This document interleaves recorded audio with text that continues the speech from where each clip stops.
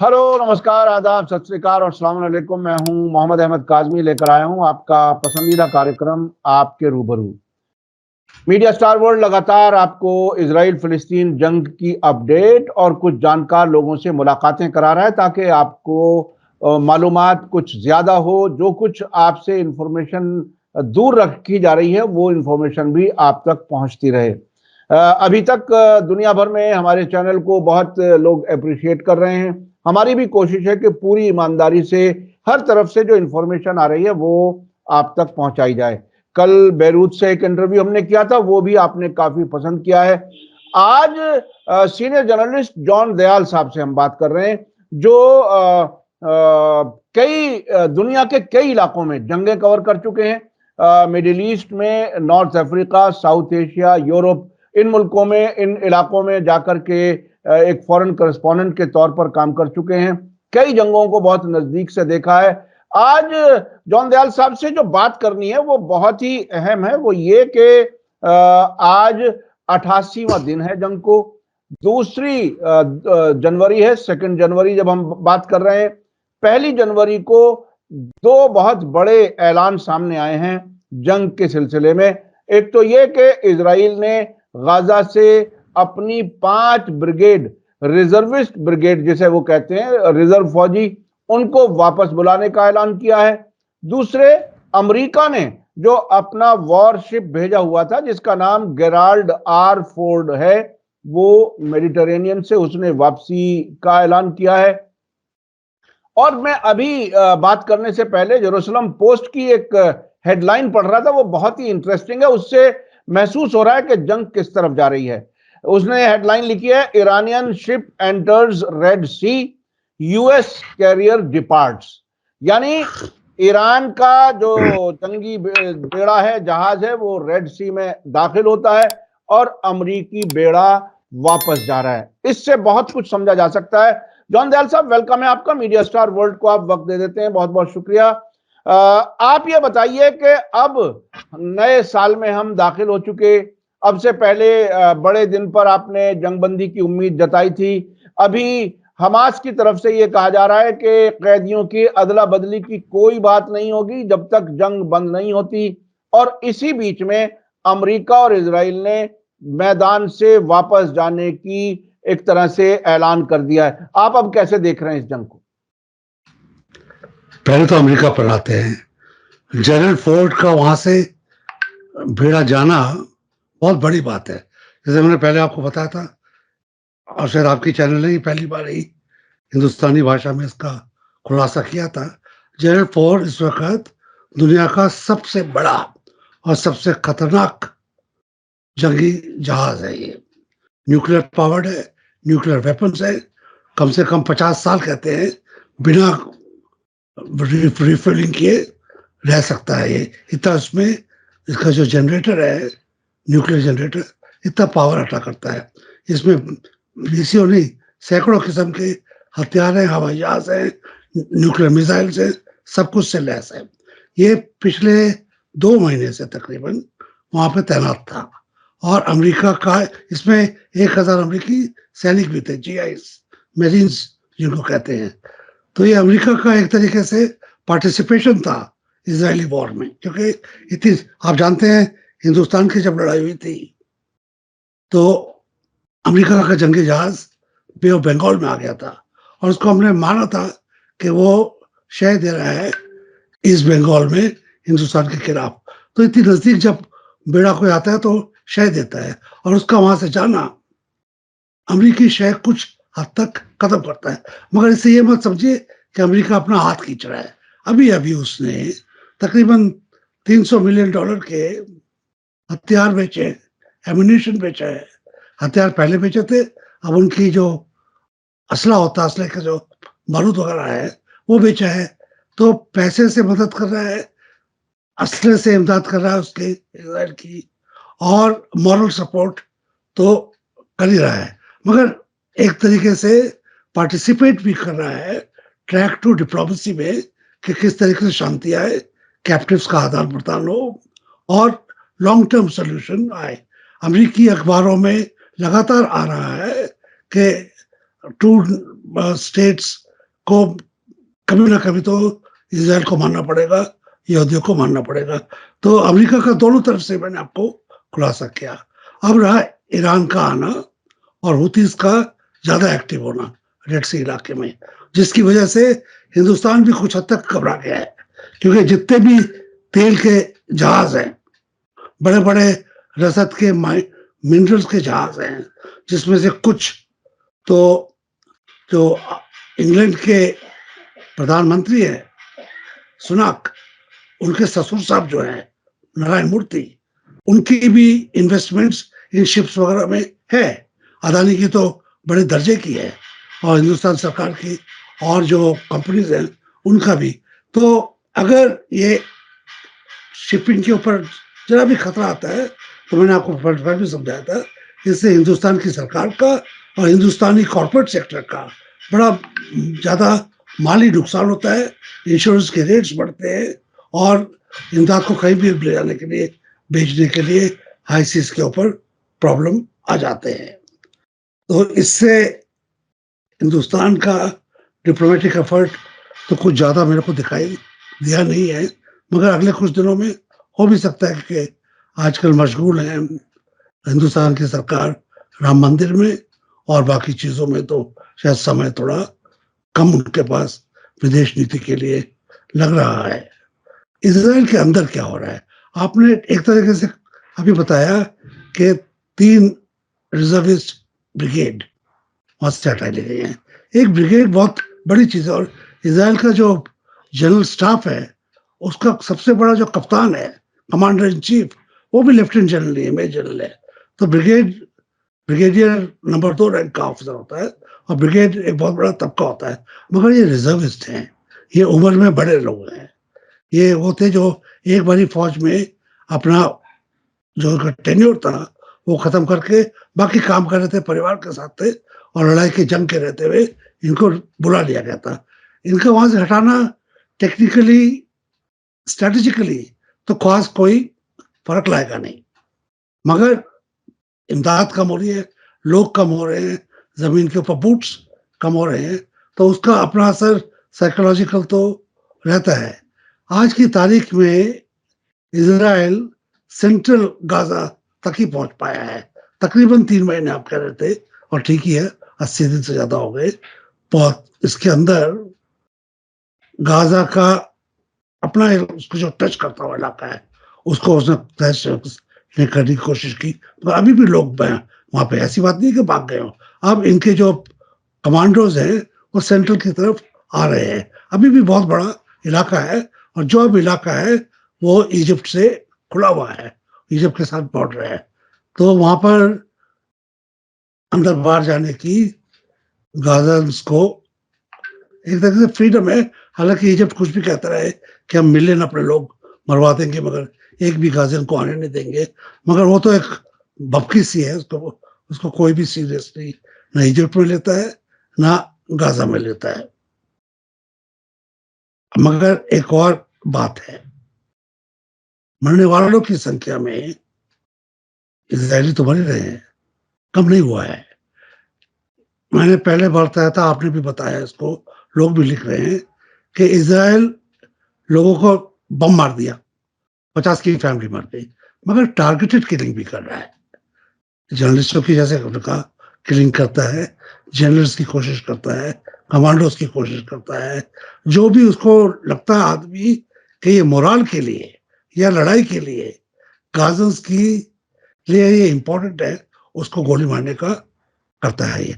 और आजकल के जमाने में दुनिया में कहीं पर भी, हिंदुस्तान भी इस्तेमाल करता है ये अनमैन्ड एरोप्लेन्स हैं, अनमैन्ड हेलीकॉप्टर्स हैं, जिनको ड्रोन भी कहते हैं। वो ड्रोन क्या के उनकी, आप सोचते हैं कि बहुत छोटी सी चीज है, ड्रोन भी आधा हवाई जहाज होता है कई बारी, और बहुत हथियारों से लैस होता है, दूरबीनों से लैस होता है। अमेरिका ने और इसराइल ने दोनों ने ड्रोन्स को अफगानिस्तान में तालिबान के लीडर को खत्म करने में इस्तेमाल किया है, और ईरान में अंदर जाके लोगों को टारगेट करने की कोशिश की है, जो या तो न्यूक्लियर से या इंटेलिजेंस से जुड़े हुए होते थे।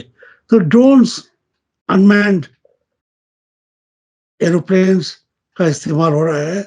पत्रकारों को गायब करने के लिए, डॉक्टर्स को, और जो भी वो सोचते हैं कि गाजन्स के मोरल के लिए जरूरी है, क्योंकि अच्छा अच्छा, गाजन्स की जॉन दयाल साहब, मैं थोड़ा सा बीच में आपको रोक रहा हूँ।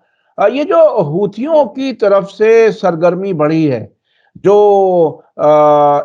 उनका उनका जो ऐलान है वो साफ ये है कि जो भी जहाज इजरायली है या जो भी जहाज इजराइल आ रहा है या जा रहा है, उसको इजाजत नहीं है बाकी दुनिया के जहाज यहां पीसफुली जाएं, कोई परेशानी नहीं है। अभी एक ताजा खबर आई कि रूस का जहाज वहां से निकला है, अभी ईरान के जहाज के पहुंचने की भी खबर आई है। और लेकिन अगर, जैसे कि आपने कहा कि भारत पर भी इसका बहुत बुरा असर पड़ने वाला है, तो क्या भारत इजराइल के अलावा कोई चीज नहीं सोच सकता? क्या इजराइल से इतना पाबंद हो गया है कि वो इजराइल के साथ जुड़ा ही रहे और उसी से कारोबार करे? रेड सी के पार तो पूरी दुनिया बसी है, यूरोप है, कहां कहां है, इजराइल का से आने और जाने वाले पर ही तो टारगेट किया जा रहा है।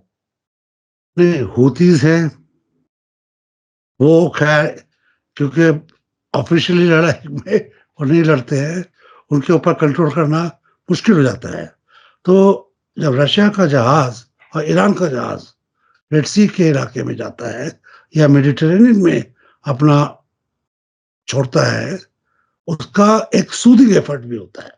तो हिंदुस्तान जैसे देशों को आश्वासन भी दे रहे हैं कि अगर आप का कोई माल इजराइल के हित में है तो रोका जाएगा, नहीं तो आपको खुली छूट है। एक तरीके से डिप्लोमेटिक हिदायत है कि आप भी थोड़ा ध्यान रखिए कि इजराइल की मदद करना खतरे से खाली नहीं है। लड़ाई की नहीं, आपके कमर्शियल इंटरेस्ट के ऊपर आता है, अदानी के ऊपर, सुनाक के, सबों के ऊपर आता है, और उसका बहुत बड़ा असर होता है। हिंदुस्तान की सरकार भी कॉर्पोरेट सेक्टर चलाता है काफी हद तक। हिंदुस्तान की फॉरेन पॉलिसी और किसी भी देश की फॉरेन पॉलिसी, इंग्लिस्तान की तो 700 साल से 500 साल से ट्रेड वगैरह बढ़ाने के लिए ही उनकी फौज आती थी। वो ईस्ट इंडिया कंपनी आई, फौज उसको सपोर्ट करने के लिए आई, तो फौजें कमर्शियल इंटरेस्ट को सपोर्ट करती है। और इसराइल की लड़ाई भी कुछ हद तक अमेरिका के जो कॉर्पोरेट ऑयल इंटरेस्ट है सेंट्रल एशिया के रूट पर, गैस के रूट पर, मिड ईस्ट के तेलों के ऊपर, उसकी हिफाजत करने के लिए भी कुछ हद तक यह है, ताकि वो उनका कंट्रोल वेस्ट के हाथ में ही रहे। तो रशिया का आना हिंदुस्तान के लिए अच्छी बात है, आश्वासन है, मगर हिंदुस्तान के लिए दूसरे तरीके से ये भी बात है कि आप अपने हित को छोड़ के चलिए। आपके हित में क्या है, आपके नागरिकों के, आपके कॉर्पोरेट सेक्टर के हित में क्या है, उसको देखिए। अमेरिका अपनी लड़ाई खुद लड़ेगा, इसराइल अपनी लड़ाई खुद लड़ेगा, आप क्यों अपनी नाक उसमें घुसेड़ रहे हैं? अच्छा अच्छा, अब आपने बहुत सी जंगें कवर की हैं और जंगों के उसूल भी आपके सामने हैं, बहुत सी चीजें आपके सामने हैं। अभी जो तकरीबन 3 महीने के जंग के, तकरीबन 3 महीने के आखिर में अगर असेसमेंट करें, तो अब तक कौन जीता कौन हारा, क्या कुछ आपको लगता है? थोड़ा सा उस तरफ अगर बताएं तो। मौतें गाजा के लोगों की ज्यादा हुई हैं, 550, 5,500, 6,000 तो बच्चे ही गए हैं, 80-90 पत्रकार गए हैं। आप सोच सकते हैं, जो उनके फौजी गए वो तो गए हैं, फौजियों ने तो लड़के अपनी जान दी है, बाकी तो कोलेटरल डैमेज है। तो जानी नुकसान गाजा का हुआ है, माली नुकसान दोनों का हुआ है, क्योंकि गाजा के पहले ही बमबारी में इजराइल का काफी बड़ा नुकसान हुआ था, उसको अभी भी तिलमिला रहा है उसके ऊपर। मगर उसके बाद इजराइल कह रहा है कि गाजन्स के अस्पताल भी ना रहे।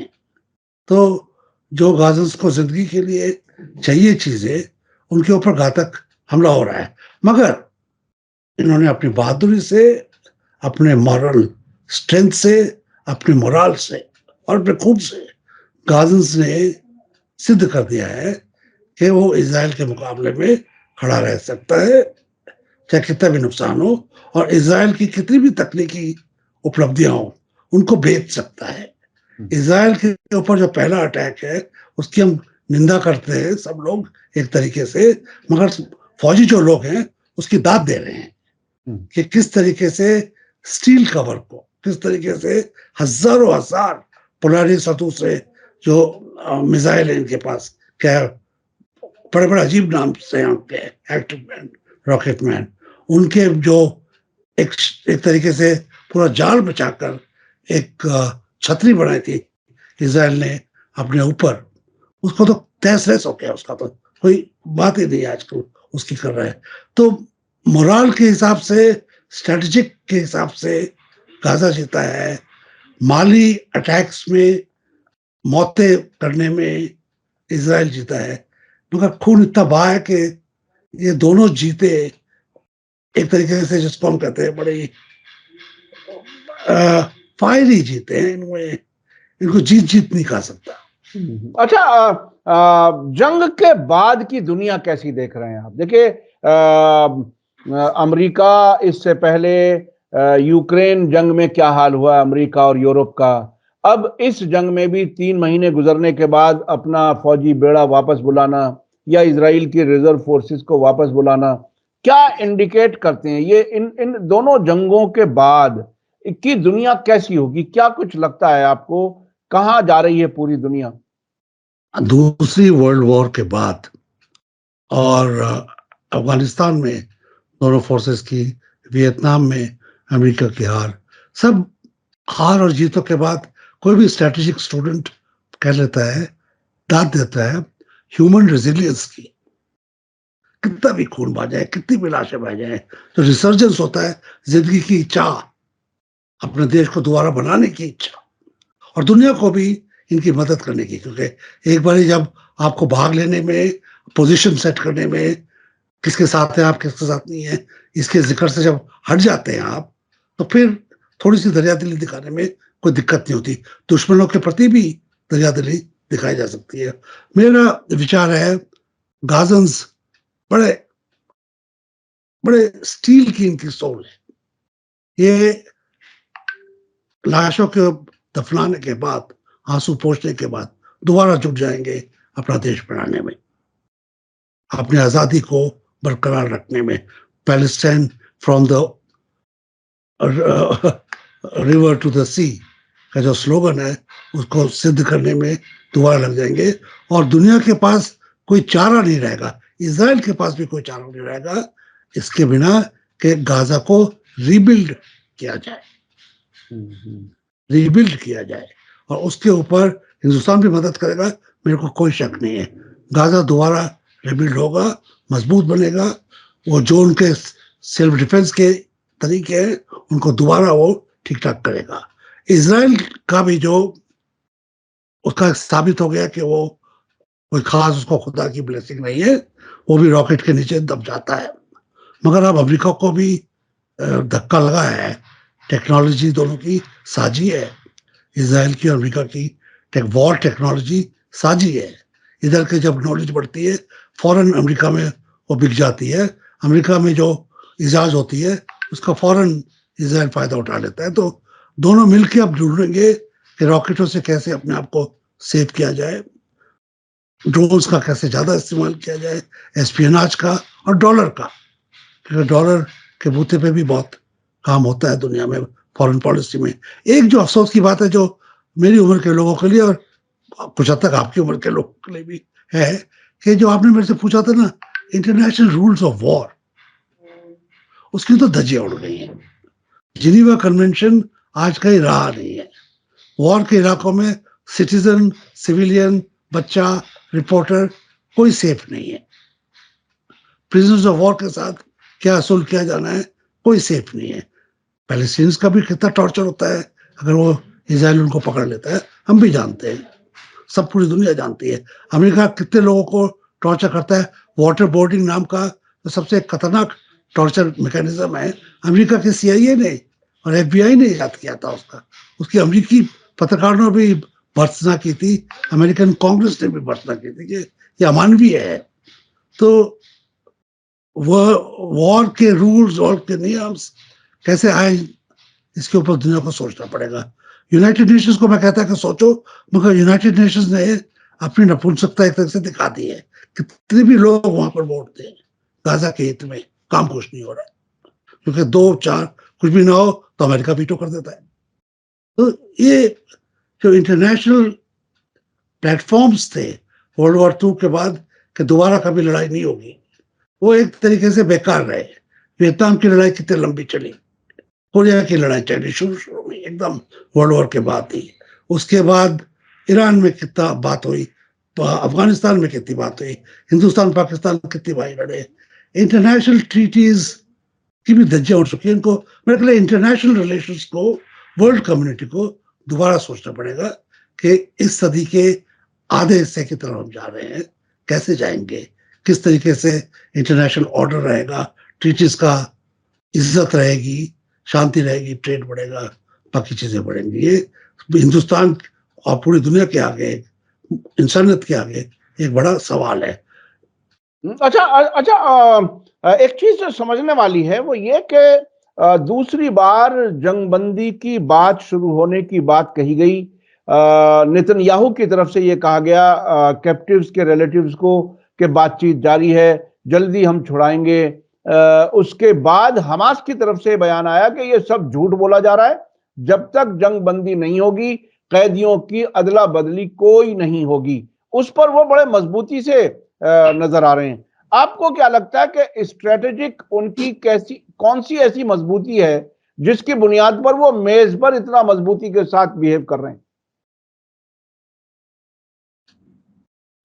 साइकोलॉजिकल वॉरफेयर है आज की तारीख में भी। जो अगर आप अमेरिकी अखबारों को पढ़ रहे हैं, बाकी इंग्लिश अखबारों को पढ़ रहे हैं, ट्रैक तो चल ही रहा है। बातें हमास की लीडरशिप से भी गाजा के बाहर चल रही है बातें। अब हर रोज तो उनके ऊपर जिक्र नहीं होगा ना। आज की तारीख में जब अगर हमास कहता है कि अदला बदली नहीं होगी, वो क्या ये कह रहा है कि सिविलियंस की, इंजर्ड लोगों की, महिलाओं की अदला बदली नहीं होगी, या ये कह रहा है कि फौजियों की अदला बदली नहीं होगी? हाँ? इसके अंदर भी बातों के अंदर से बातें निकलती हैं। तो अगर कल आप सुने कि 100 बच्चे और औरतों को आदान प्रदान हो गया है, तो अगर आप कहेंगे कि हमारा झूठ बोल रहा था, तो हमने ये कब कहा था कि वो औरतों और बच्चों का नहीं होगा? मेरा विचार है कि अदला बदली जरूरी भी है, और उसमें इंटरनेशनल जो पावर पावर ब्रोकर्स हैं, ईरान और रशिया और अमेरिका, यूरोप, इनका एक इंटरेस्ट है, ये कर रहे हैं। उधर अगर आप देखें, रशिया के जो लड़ाई हो रही है, वहां पर 10 दिन की शांति आ जाती है, 2 दिन की शांति आती है, फिर बढ़ा जाते हैं, फिर शांति आ जाती है, फिर एक तरीके से 80 ड्रोन जाते हैं, मगर ड्रोन्स इस तरीके से जाते हैं कि ड्रोन चले भी गए मगर दूसरे रॉकेट्स ने उनको मार भी दिया। मतलब ये कि दोनों देश अपनी तरफ से लड़ाई जंग जारी है, उसकी कुछ हद तक खानापूर्ति कर रहे हैं। मगर आप सोच सकते हैं कि अगर रशिया और नेटो लड़ जाए तो थर्ड वर्ल्ड वॉर शुरू हो जाएगा। कोई नहीं चाहता कि इजराइल, गाजा और रशिया के जो नेटो बॉर्डर्स हैं वो थर्ड वर्ल्ड वॉर के बाना बन जाए। कोई नहीं चाहता। किस तरीके से उनको हीट कम की जाए, इंटरनेशनल एफर्ट उसी तरफ है। जेरल फोर्ड का आना और जाना दोनों उसी तरफ अगर आप देखें तो वो ये कभी पतंग की ढील दी जाती है, कभी तुक्का मारा जाता है, तुमका मारा जाता है। ये है इंटरनेशनल डिप्लोमेसी के, और कोई नहीं चाहता मेरे ख्याल आज की तारीख में कि थर्ड वर्ल्ड वॉर हो। ईरान और रशिया और गाजा और एक तरफ हो और वेस्ट एक सब हो और घमासान मच जाए, हम सबों की उसमें मौत हो जाएगी, इंसानियत की मौत हो जाएगी। उससे तो मेरे ख्याल बच के रहने की सब लोग जानते हैं और कर भी रहे होंगे काम उससे।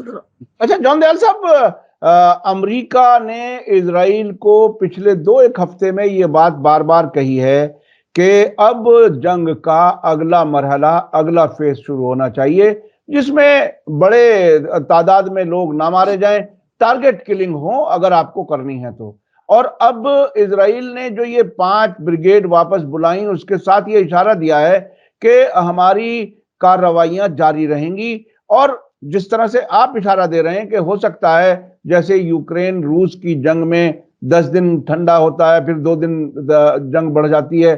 क्या इस किस्म की जंग ऑफ एंड ऑन जिसे कह सकते हैं, उस तरह की जारी रहने के इम्कान है? क्योंकि दोनों तरफ से ये कहा जा रहा है कि हम महीनों लड़ने के लिए तैयार हैं। दोनों ठीक ही कह रहे हैं। इजराइल अमेरिका के शय पे कह रहा है कि जब भी उनका बम और कारतूस खत्म हो जाएंगे, अमेरिका फिर 300 मिलियन के बीच देगा। तो बिलियन रुपीस है, अमेरिका की नौकरियां बनी पड़ी है इसके ऊपर कारतूस बनाने में। अमेरिका का तो फायदा ही फायदा है, चित भी मेरी पट भी मेरी। और इजराइल अब बात को मान गया है कि गाजा को वह इजिप्ट का डेजर्ट नहीं है कि टैंक चालू किए और 100 किलोमीटर तक चले गए। यहाँ पे हर नुक्कड़ पर, हर दीवार पर, हर मकान के घर पे लड़ाई हो रही है। तभी तो सिविलियंस इस तादाद में मर रहे हैं। यहाँ पर गरिल्ला वॉरफेयर लड़ रहा है गाजा, गाजियंस, हमास गरिल्ला वॉरफेयर लड़ रहा है।